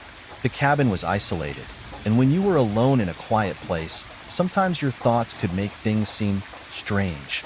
She sat back down, pulled the blanket tighter around her, and continued to sip her tea, trying to dismiss the growing discomfort that had settled in her chest. But in the quiet, there was something just beyond her grasp, a sense that she wasn't as alone as she thought. The wind outside continued to howl, the rain persisted, and somewhere in the distance, there was the faintest sound, like a footstep, slow and deliberate, just at the edge of the trees. She quickly turned her head to the window, but there was nothing there. Only the rain, the darkness, the steady rhythm of the night. She told herself it was nothing. It had to be nothing. Still, the feeling lingered, like an unwelcome shadow stretching just outside the corner of her vision. She took a deep breath and closed her eyes, allowing the sound of the rain to soothe her once more. But deep down, she couldn't shake the feeling that something was watching. The fire crackled in the stone fireplace, casting flickering shadows against the rough-hewn walls of the cabin. Elena sat in the armchair by the hearth, her cup of tea cooling beside her. She let out a contented sigh, feeling the warmth seep into her bones after the chilly drive. The rain continued its steady rhythm against the roof, an almost comforting sound, but as the evening wore on, she couldn't shake a strange feeling that had begun to settle over her. At first, she had written it off as a product of her tired mind, the isolation, the unfamiliarity of the place. But as she sat there in the quiet, the feeling persisted. It was something subtle, like the air in the room was a little too still.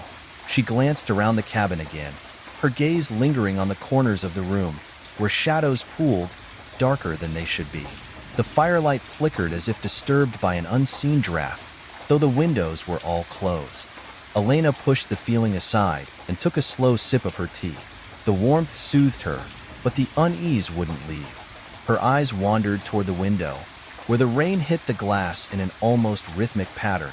There was something oddly hypnotic about the sound, yet something off too, like the rain had its own pulse, one that seemed to be syncing with her own heartbeat. The cabin, despite its charm, felt larger than it should. The space between the walls seemed to stretch when she wasn't looking directly at them. She blinked, and the sensation would pass, only to return again. The thought of going to bed crossed her mind, but she felt an odd reluctance to leave the warmth of the fire. The world outside, dark and wild, felt too remote. The silence, broken only by the soft sounds of the rain, now seemed to weigh heavy, pressing in around her. It felt as though the forest itself was listening, waiting. She tried to distract herself by checking her phone, but there was no signal, as she had expected. She set it aside and reached for her book, though the words blurred before her eyes. Every time she looked up, the room felt different, slightly more distant, as though the walls were pulling away just enough for her to notice, but not enough to confirm. A sudden noise from upstairs caught her attention. It was faint at first, like something shifting. She froze, her pulse quickening as she strained to listen.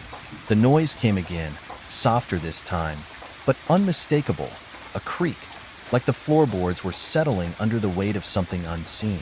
Elena held her breath, staring at the ceiling, wondering if the wind outside could have caused it. But no, there hadn't been wind, only the rain.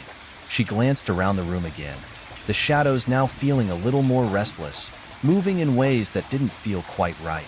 Trying to push the thoughts from her mind, Elena stood and walked over to the small kitchen, hoping the familiar act of making a snack would calm her nerves. The refrigerator hummed softly in the corner, and the silence seemed less oppressive with the sounds of her movement. But as she reached for the pantry door, she felt it again. The sense of being watched, of something unseen in the room with her.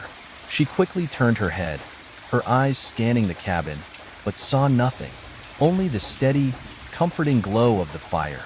Still, the feeling remained, thick in the air. She closed the pantry door and moved to the window, her gaze falling on the dark shape of the trees beyond. The rain made the world look muted, as though the color had been drained away. The branches of the trees swayed gently, though the air remained eerily still. The shadows outside danced, warped by the rain-soaked windows. For a moment, Elena wondered if she could hear something in the woods, soft rustling, too faint to be the wind. Her heartbeat sped up. The rain was still constant, but now it felt less soothing and more ominous, as if the sound of it wasn't just a natural occurrence, but a signal, a warning. The distant creak from upstairs echoed again. This time, it seemed deliberate, as though something had moved across the floor, heavy and slow. Elena's pulse quickened, her breath shallow. She swallowed hard, trying to gather her thoughts. It had to be the house settling, she reasoned, just the old beams adjusting to the cold. But something about the way the noise reverberated through the walls made her question that. It sounded too rhythmic, too purposeful. She took another deep breath, her hands trembling slightly as she set her cup of tea on the counter. The sensation of being watched, of something lurking just beyond the edge of her perception, tightened in her chest. She moved toward the stairs.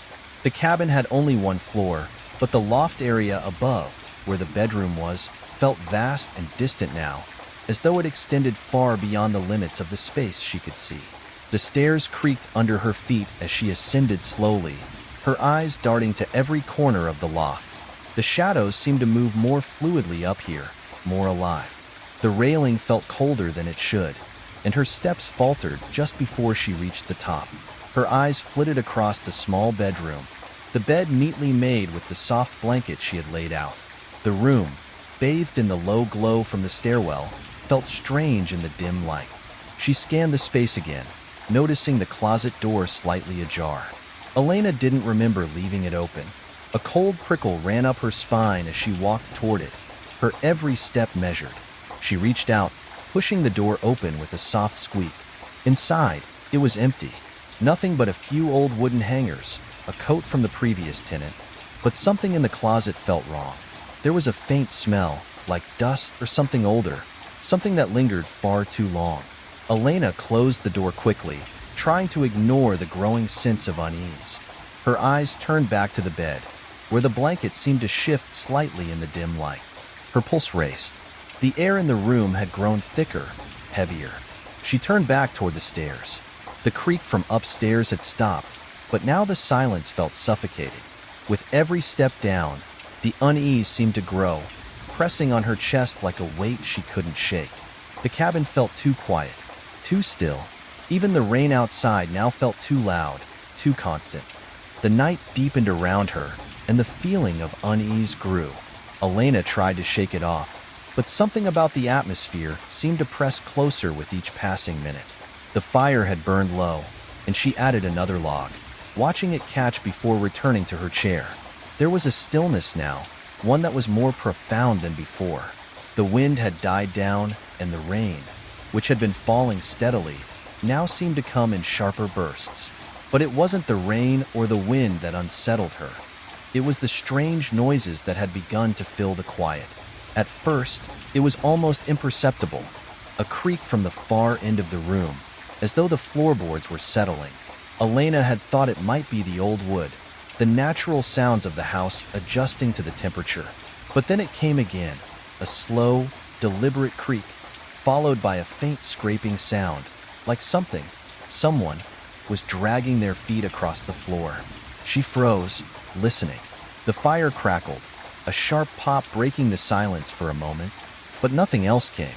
She glanced around, half expecting to see someone standing in the doorway, but there was no one there. Only shadows, stretched long by the firelight.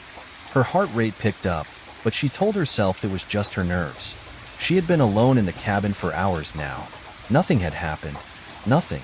But the silence, so deep and pervasive, made everything feel charged, as though it were just waiting for something to break it. She shook her head, trying to laugh at herself. It was ridiculous. She had always loved the quiet, the peace. The isolation was part of the charm. But now, it was different. It wasn't peaceful. It was oppressive, a weight that sat on her chest. The creak came again, louder this time, followed by a soft scrape. Elena stood up, every muscle tensed. Her gaze flicked to the window. It was still dark outside, the rain still tapping against the glass, but she thought she saw something moving in the corner of her eye. She turned quickly, but the room was empty, the shadows still clinging to the walls as they had before. She swallowed hard, the taste of her fear rising in her throat. The sounds, the scraping, the shifting, were becoming more frequent, as though the house itself was moving, alive in some way she couldn't understand. A sudden, sharp rattle from the front door made her jump, her heart leaping in her chest. She rushed to the window, throwing the curtain aside. Nothing, just the dark, heavy rain, and the shape of the trees swaying in the gusts of wind. But the sound was unmistakable, a heavy knock, followed by the unmistakable screech of wood on wood. Elena pressed her hand to her chest, feeling the rapid thrum of her heartbeat. She tried to steady herself, taking a slow breath, but the air felt thin, constricting. The tension in the room was almost unbearable. The fire popped again, sending a shower of embers into the air. She could hear her breath, shallow and quick, as she stood there, frozen. And then, for the briefest moment, she thought she saw something. A figure standing just beyond the threshold of the doorway, its shape shifting with the flickering firelight. Her pulse spiked, and she forced herself to move, stepping cautiously toward the door. But when she opened it, there was nothing there. No sign of anyone. Just the rain, the trees, the endless night. Elena stepped back inside, closing the door behind her with trembling hands. The room felt colder now, despite the fire, the heat seeming to wane with every passing second. The shadows felt deeper, darker, as though they were closing in around her. She could no longer hear the sound of the rain outside, only an oppressive silence.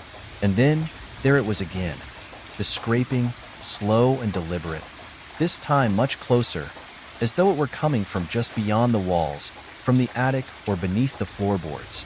Her mind raced, searching for a rational explanation, but there was none. She had checked the windows earlier, locked every door, and the house had been completely still. Yet, the sounds, the subtle scraping and shifting, they were real. She knew they were real. With a deep breath, Elena grabbed the flashlight from the small table near the door. She tried to tell herself it was just the house settling, that the wind or the trees might be making the noises. But even as she thought it, she knew it wasn't true. There was something else, something she couldn't explain. Her heart was pounding as she made her way to the small staircase leading to the second floor. The air felt heavy with each step she took. The wood creaked under her feet, and she couldn't shake the feeling that something was following her. She turned at the top of the stairs, her flashlight beam sweeping across the hallway. Everything was still, too still. Then, a sharp, dragging noise sounded from the far end of the hall, making her freeze.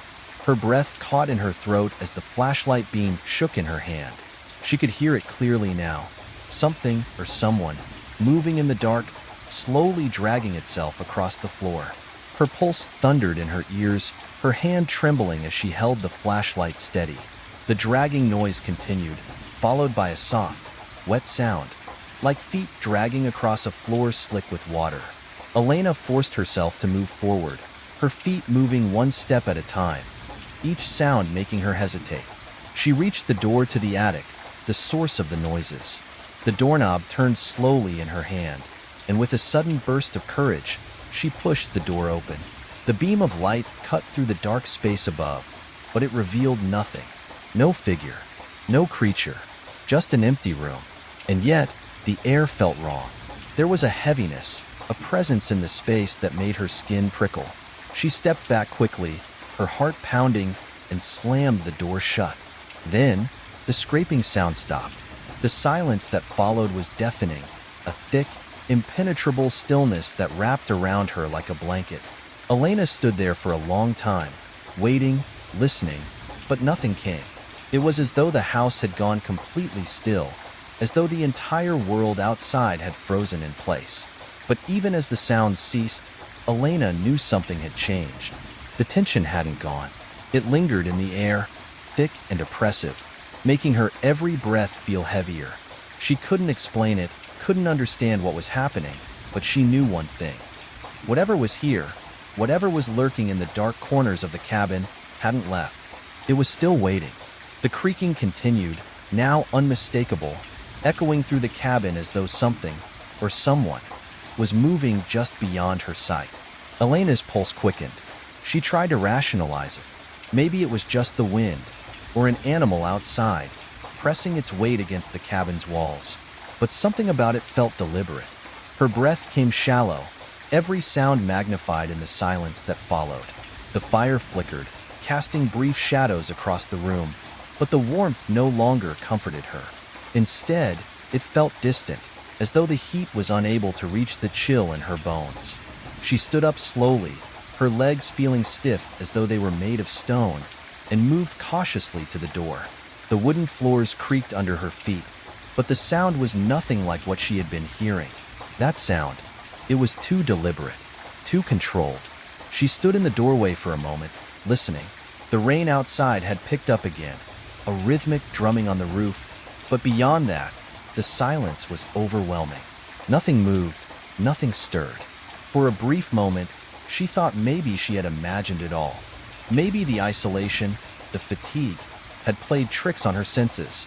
But then, as she turned back toward the hearth, she heard it again. A soft, scraping sound, closer now, behind her. Her heart leaped in her chest, and she spun around, eyes wide, scanning the room. The shadows seemed deeper now, the corners darker, more oppressive.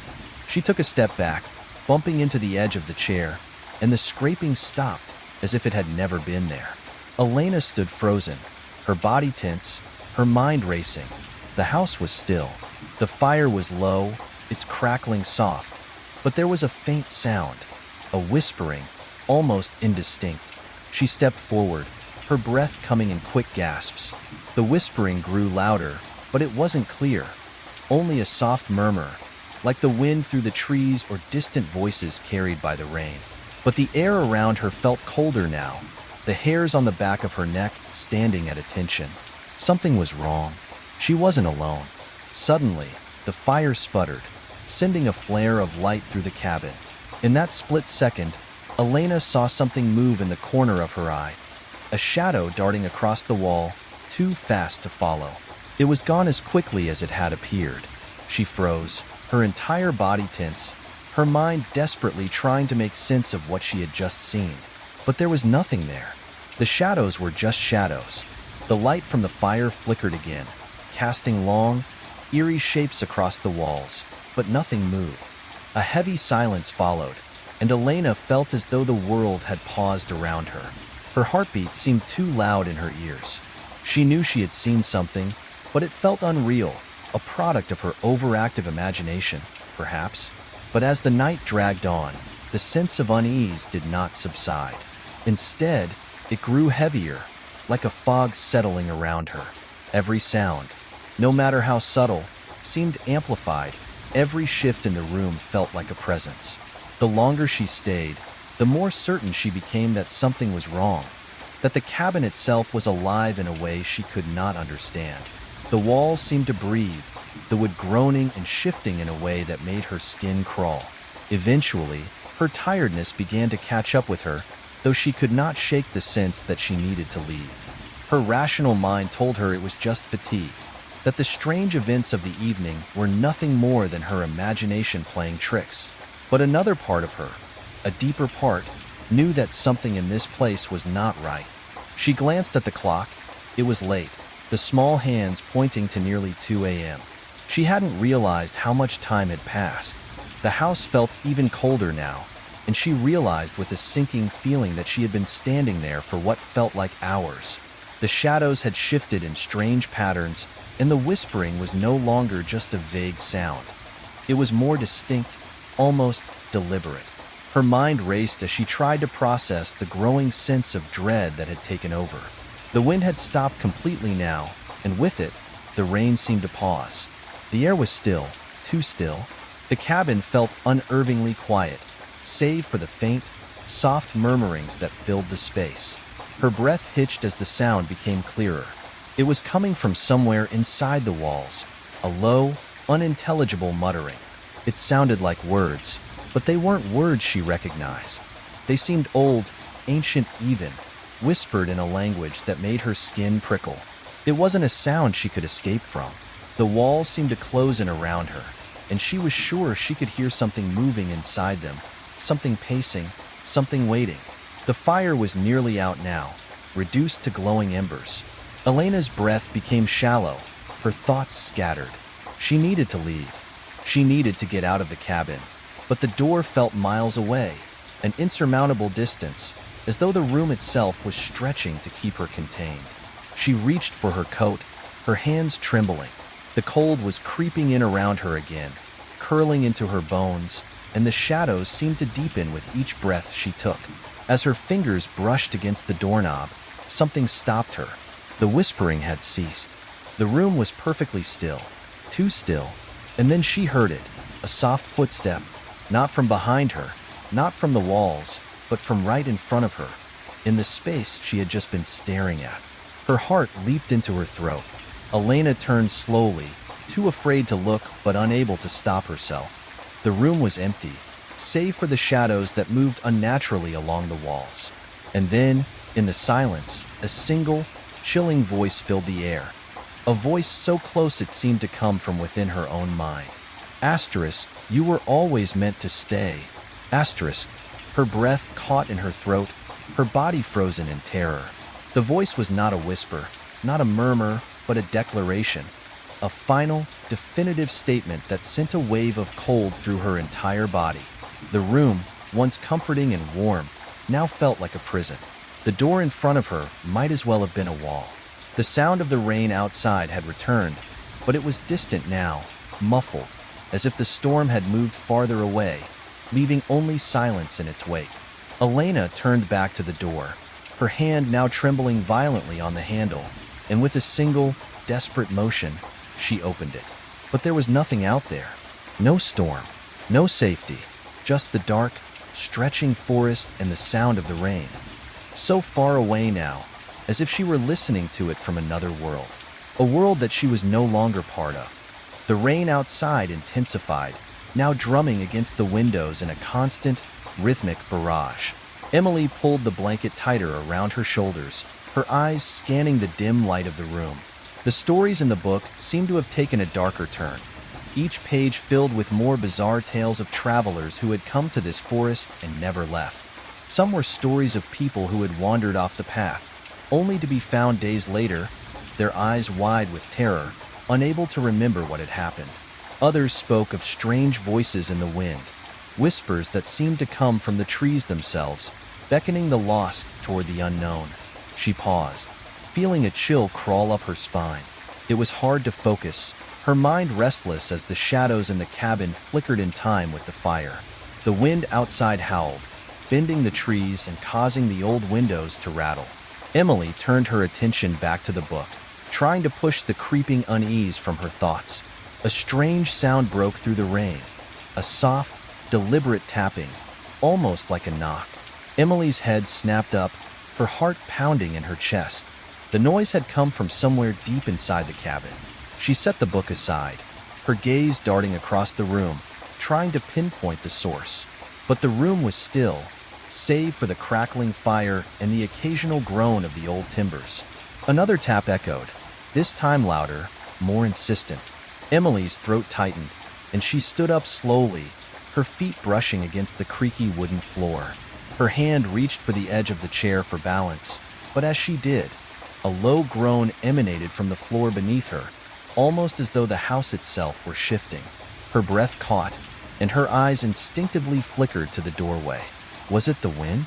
A tree branch scraping against the wall? But no, the tapping had been too deliberate, too regular. She stepped forward, every footfall measured, her mind racing through possible explanations. The cabin was old, its foundations weathered over time. Could it be the house settling?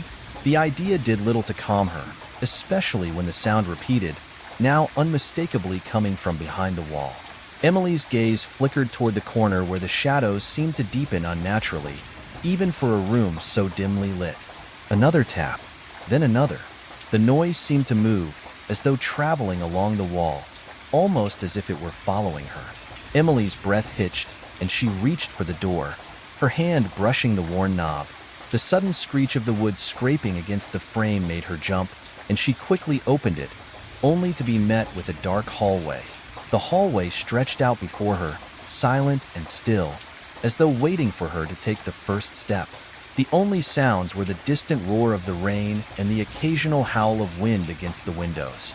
She stepped out of the room, the floorboards creaking beneath her feet, her senses heightened. The air felt heavier here, thick with something she couldn't name. The tapping continued, faint but constant, echoing off the walls. It didn't seem to have a clear source, but it was unmistakable.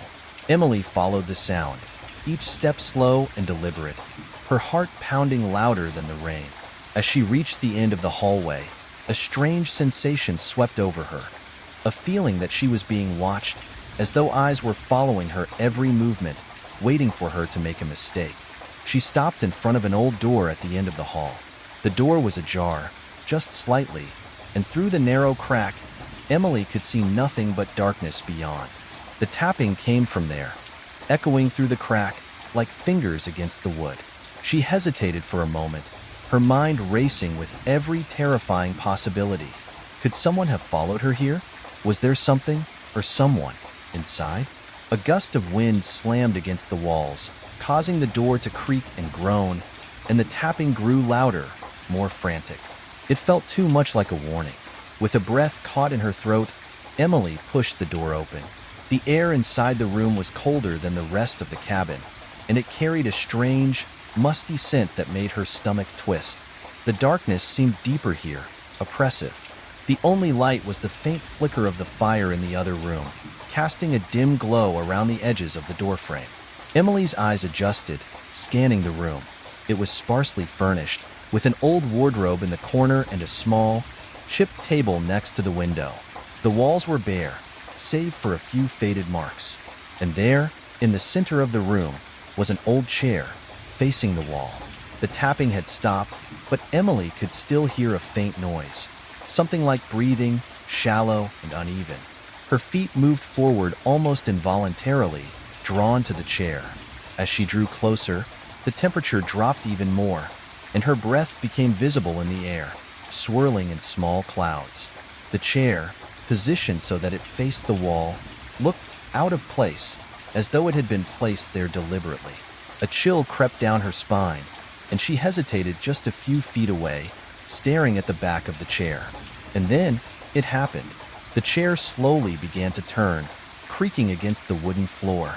Emily stepped back, her heart hammering in her chest, but the movement was too slow, too deliberate to be explained by the wind.